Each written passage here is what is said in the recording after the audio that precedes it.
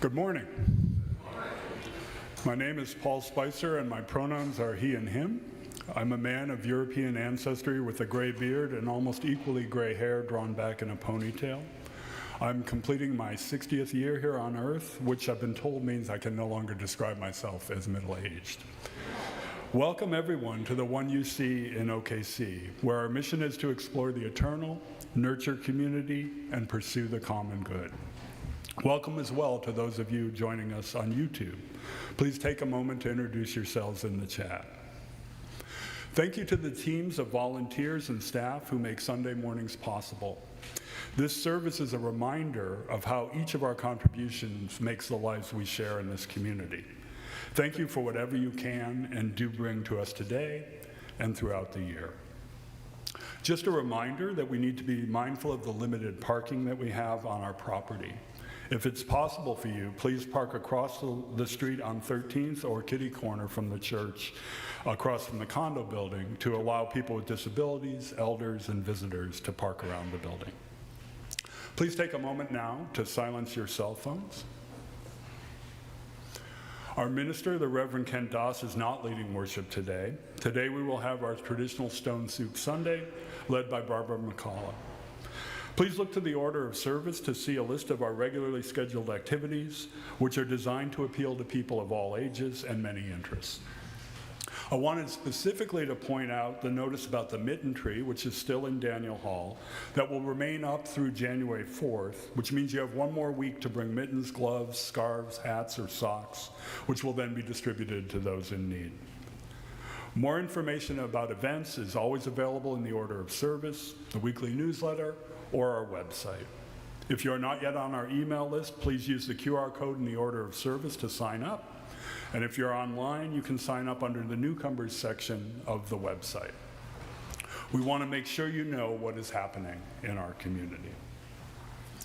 Just a reminder, this is our Stone Soup service. If you still have the food with you, please take the break that's about to happen to get that to the kitchen so it can get rolled in. We'll take a short moment now to greet one another. Please turn to the people seated near you and offer a quick welcome to the One You See.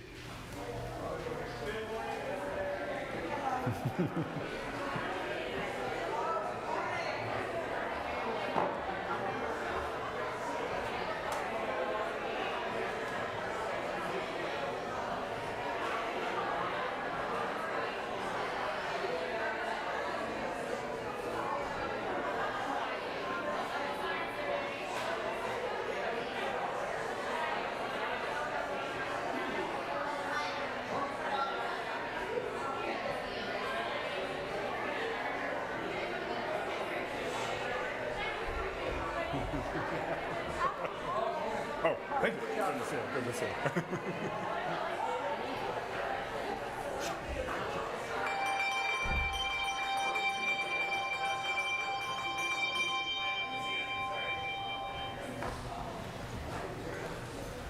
Hard to miss those bells. Thank you for helping create the warm welcome of community. After the service, please stick around to continue your conversation and hopefully make some new friends in the social hall as we enjoy our miraculous soup. Our flowers today were donated by Stephen Melch and Deborah Shin, celebrating their 18th wedding anniversary. I don't think they're here with us. I hope you're watching on YouTube. Happy anniversary. They are. All right. For those of you joining online, please take a moment to join us as we light our chalice here in the sanctuary, which will be lit by Lori Jervis. We light our chalice in Midtown Oklahoma City on land that was home to first Americans, including the Apache, Caddo, and Wichita, on land that was taken from the Muskogee and Seminole and other removed and relocated peoples. I offer these words from Brian C. Lee, The Light Within Us. We light our chalice as a symbol of the light within us and the life that flows through the world around us. It is our beacon as we search for truth. It is the warmth in our hearts for love. And it is the energy that propels us to action. May we be kindled by our time together.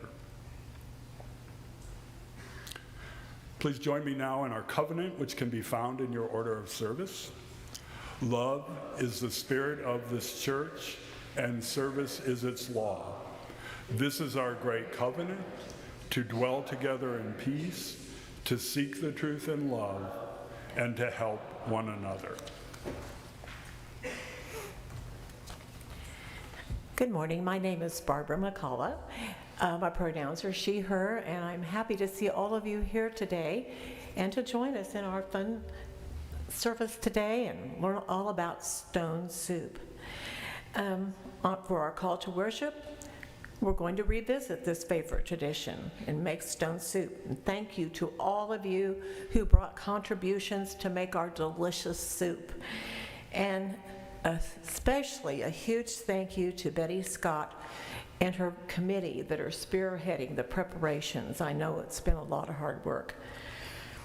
So the story of stone soup is based on a beloved tale that has been passed down through many cultures and ages of varying twists and turns. But the timeless wisdom of stone soup remains. Today, we will hear one of the many versions of the tale. I brought along today, before I start, some books that are other versions of stone soup. And if you would look in the library, you can find them from all different ages and times. This one was originally published in 1948. And you'll hear about the travelers in this story. And the travelers in this story were soldiers, and they were trying to get help and go to people because they were hungry. And it was post-war time. And that's kind of how this story ended up with travelers that were soldiers. This one was published in 1968, and there's a young man in this story who is looking for someone to help him find food, and he goes from town to town taking a pot and some stones and tries to get somebody help him with ingredients to create stone soup so he won't go hungry. Another one I have here is the most current one, and you can just tell if you can see any of the artwork on it. It's very modern, and the artwork in it is all the way through really big and dark pictures. But the story in this is very similar to the one that I'm going to share today, which comes from this book called Stone Soup, and I think if the pictures are on TV, or on the monitor, I don't think we have that in here today. So I will try to hold it up. You can understand the story fine without the pictures, so if you can't quite see, it's okay. So now our story begins.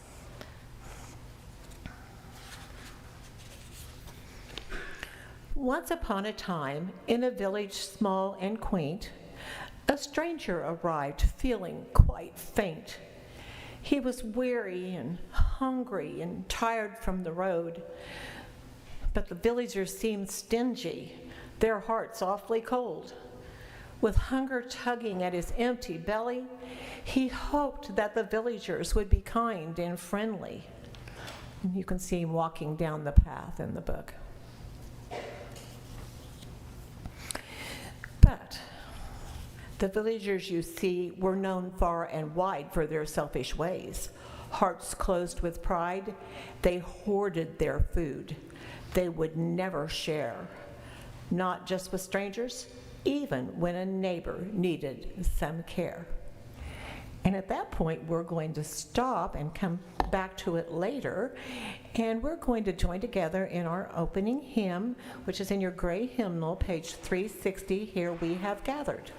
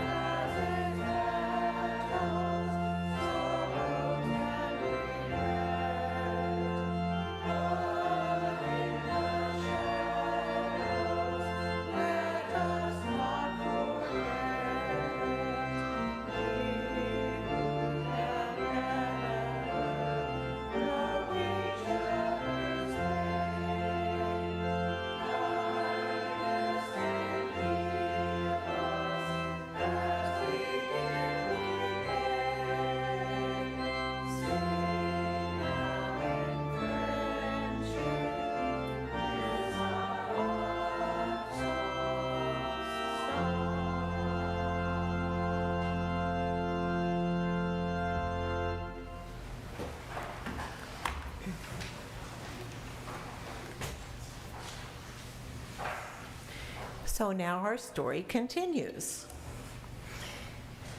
Remember, our traveler was looking for food and the people were stingy. We're moving on.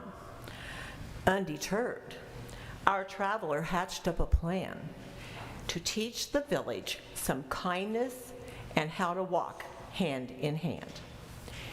He searched the forest for a stone, smooth and round. I brought mine. Round and smooth stone. He was looking for a smooth stone. They headed back to the village without making a sound. Walking about the little town square, his eyes lit up with a spark. He had spotted a pot in a clearing near the park. If you can see it. As he gathered some twigs, flames he ignited. Surprised villagers gathered around. They were quite excited. Filling the pot with water, he placed it on the fire. Dropping in the round stone, it made the villagers inquire. "What are you doing?" they asked. "Please do share." The stranger chuckled, and he replied with great flair. "It's stone soup," he said. "A magical cuisine." He smiled at the onlookers, his voice quite serene. "For this stone you see is actually quite unique. It can turn water into tasty soup, so to speak." Stone soup, they pondered, with eyebrows raised. How can a stone be tasty? Are you truly crazed? But the fellow just chuckled and said with a wink, "Just watch and see. It's not what you think." The villagers whispered, exchanging unsure glances. Could it be that a stone will lead to culinary advances? Here he is talking to all of them with his pot. "It's true," he added, "it may need some flavor, for that is what it lacks. Does anyone have a pinch of salt they could spare? Just a few little cracks? A touch of pepper would be great too, or a pinch of spice. Anything you could add to make the soup super nice." "I'm okay to give some salt," said a lady named Sue. "Well, I have some extra pepper," chimed in old Mr. Lou. Tasting the broth, the traveler said with a grin, "It needs something more. Anyone willing to add a vegetable in?" "He's a trickster, it's a ploy," someone did shout. Others were just too curious, even if they had some doubt. The stranger insisted, "It's a magical brew. With my special stone for flavor, it'll be real yummy, I tell you."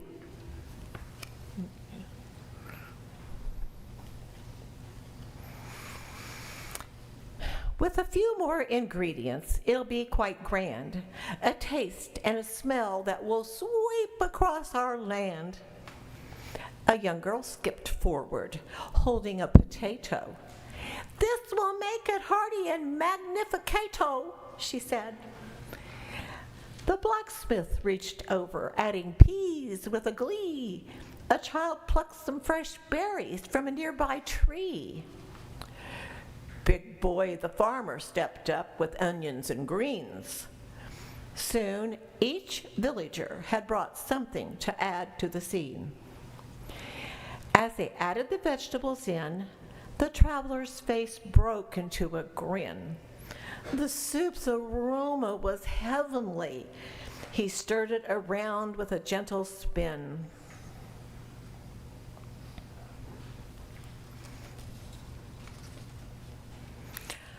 "I've got an idea," he said with a wink. "This soup needs some meat to give it some zing." The villagers hurried, rushing home in great haste, returning with meat, for they all wanted to taste. One had some chicken, another had some beef, Into the pot they went, adding flavor. Now they all wanted to eat. Finally, it was time to taste the delight. With anticipation, they all sat around ready for a bite. The first sip was so heavenly. The flavors burst a surprise. Its notes so seasoned and rich, it brought tears to their eyes. Bowls brimming with soup, their hunger appeased. Together, we made a soup, said the villagers, ever so pleased. So they shared that great stone soup, a hearty delight, laughing and talking throughout the night. The traveler thanked the villagers for each doing their part, for their generosity and kindness, for giving with heart. They vowed to be kind, to lend a helping hand, to recreate a village where generosity took a stand. And here they are around the campfire as they're having their soup. And at this point, I'm going to pause the very end of this story, and we'll move on for a while with our service.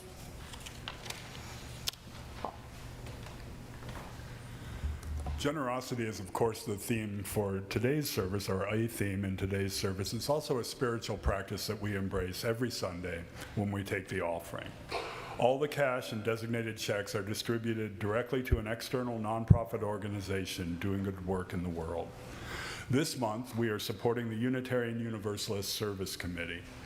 In 1940, the predecessor of the UUSC was established to coordinate humanitarian efforts and offer aid to European refugees during World War II.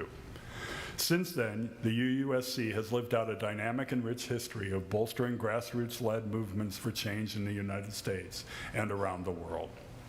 Organizing exploited migrating workers in Texas in the 1940s, providing economic support to Central American communities in the 1980s, addressing the Rwandan genocide in the 1990s, and working to stop the impacts of climate change in the 2000s and beyond. UUSC's history has consistently centered the needs and solutions of communities experiencing oppression and injustice. As we enjoy the offertory music, our ushers will pass the offering plate in the sanctuary. Please help them get the plates to the other side of your row. Online, you can make a gift through the One UC website or send a check to First Unitarian. Just write "Change for Change" on the memo line. Ushers, please come forward to receive the offering.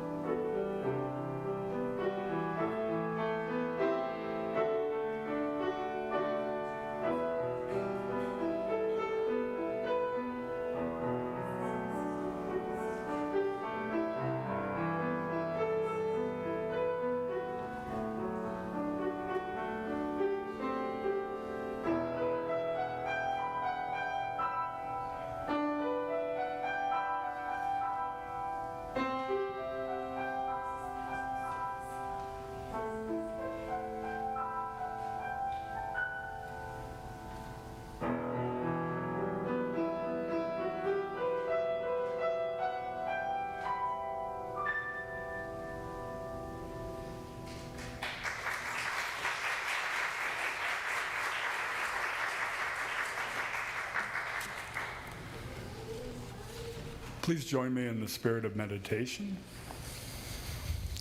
Take a comfortable seat, straightening your posture and loosening your neck and shoulders. Lower your gaze and bring your attention to your breath. Take a deep breath and relax into the seat beneath you. Feel the support of this loving community and the power we have together.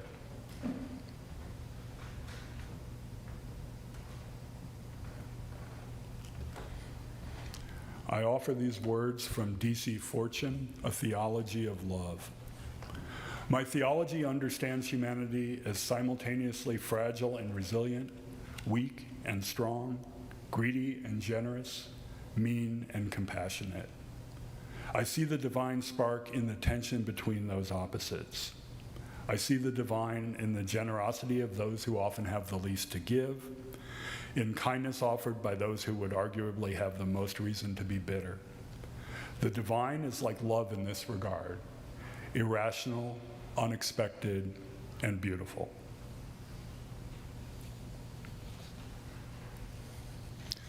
Our anthem today will be performed by Becky Talent, who will be singing In the Bleak Midwinter.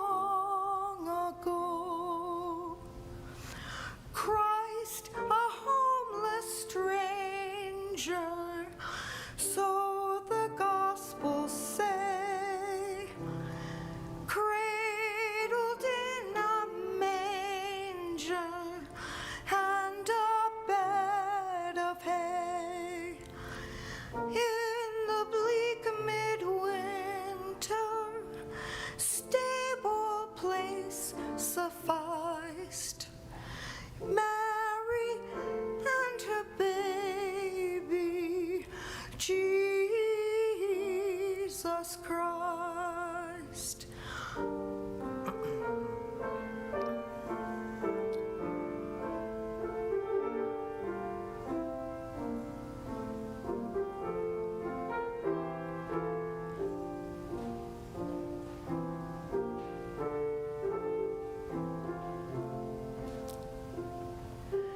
Once more, child and mother weave their magic spell, touching hearts with wonder words can never tell.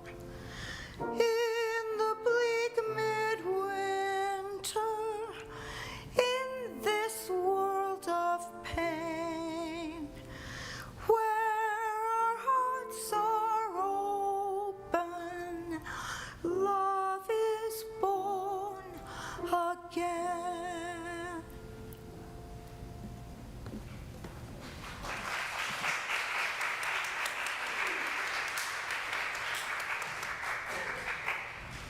Thank you. I'm not sure how long Stone Soup has been a tradition in our church, but it became one of my favorite annual services when we moved here from Denver back in 2008. And I've grown to appreciate its message about sharing work and a meal in between Christmas and New Year's even more as my involvement here has broadened and deepened. The story of Stone Soup speaks to a fundamental tension I know I feel when called upon to help.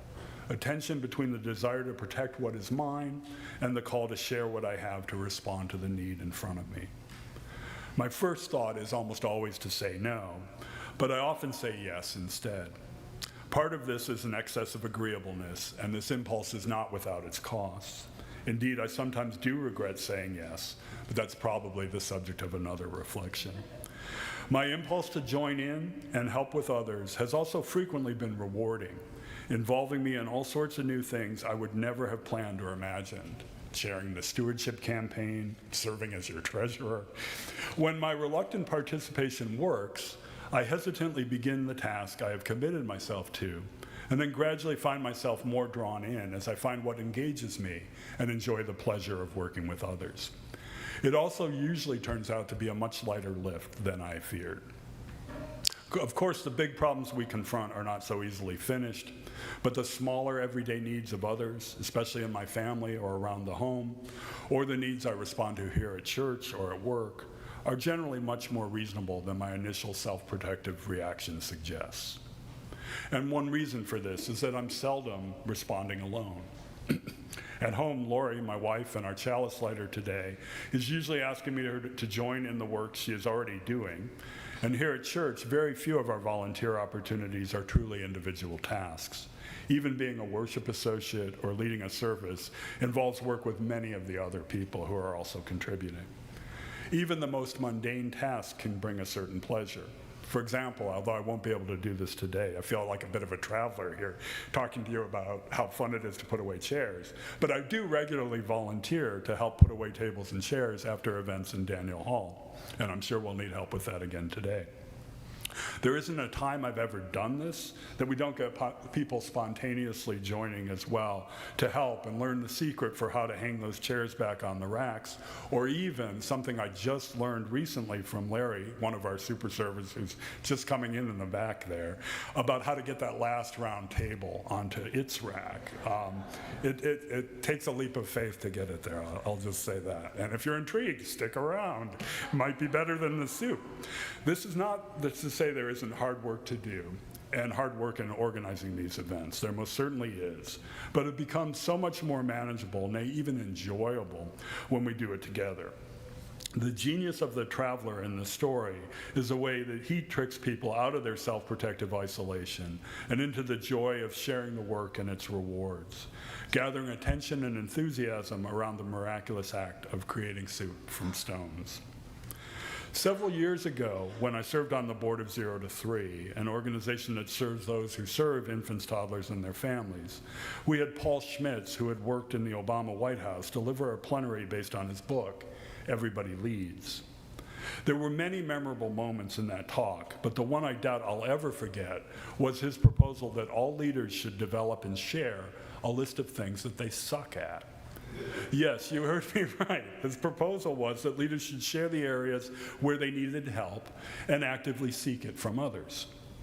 For those of us raised on the heroic individualism and self-sufficiency, this is, of course, a heresy. Confess our weaknesses and vulnerabilities, work with them rather than engage in a rigorous course of self-development to eliminate them. It's just another sign of the damned liberals and how they've ruined our country, if you ask many of our fellow citizens. Perhaps because part of me shares this perspective, I haven't gone so far as to develop an actual list of things I suck at or to share it with my coworkers. But I have made it a practice since then to regularly share areas where I know I need help and to recognize the different skill sets that members of my teams bring to our shared work. Like the villagers in the story, who each contribute based on the resources at their disposal, members of teams and organizations like ours bring an incredible range of talents to the work we share. But I think we also all know the feeling of being abandoned with a large task when enough people don't show up.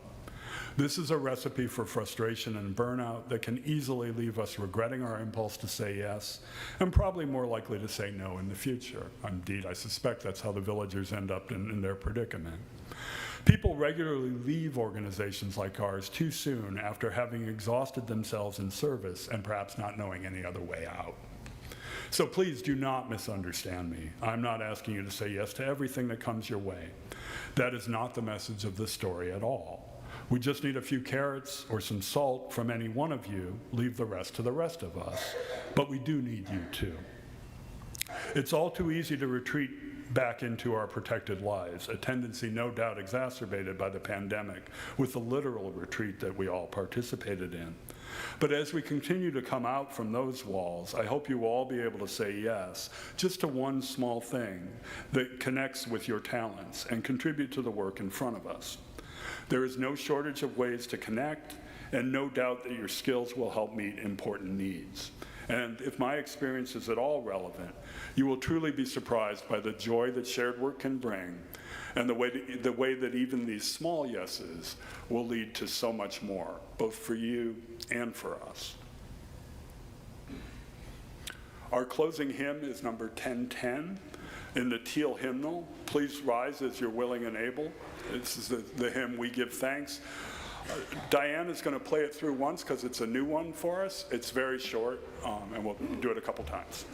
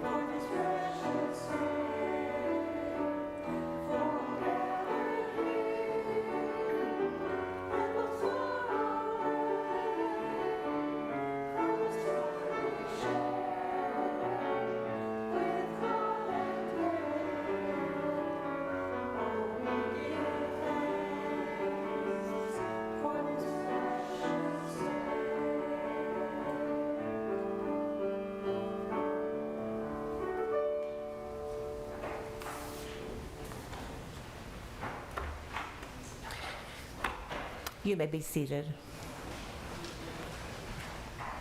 So we have just a little bit more of our Stone Soup's story to hear. As we left off, the villagers were loving their soup, and they were vowing to be kind and to lend a helping hand and to recreate a village where generosity took a stand. And so this is kind of how it ended. Through sharing and giving, their spirits had grown into a sense of community they had never known. Unity and gratitude filled the village air. The Stone Soup had created a bond that nothing could tear. So let each person share his ingredients, so unique and diverse. Together, we can create a world in which love and kindness do immerse. Remember this tale, even if it's not very true, because the magic of sharing starts with you.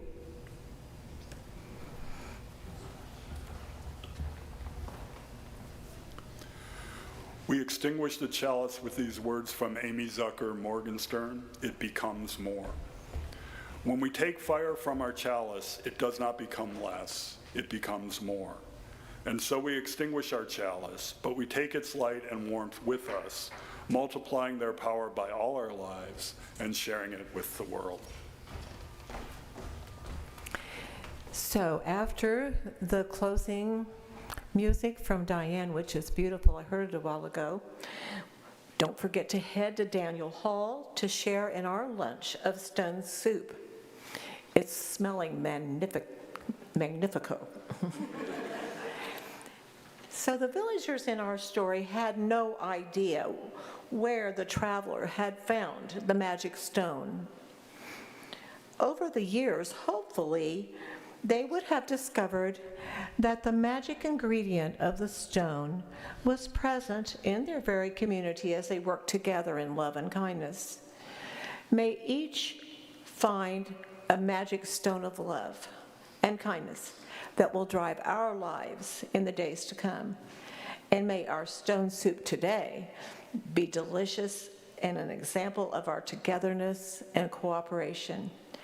Remember, the magic of sharing and kindness starts with you. So friends, go in peace, and after Diane plays, let's enjoy some wonderful stone soup. Thank you for coming today.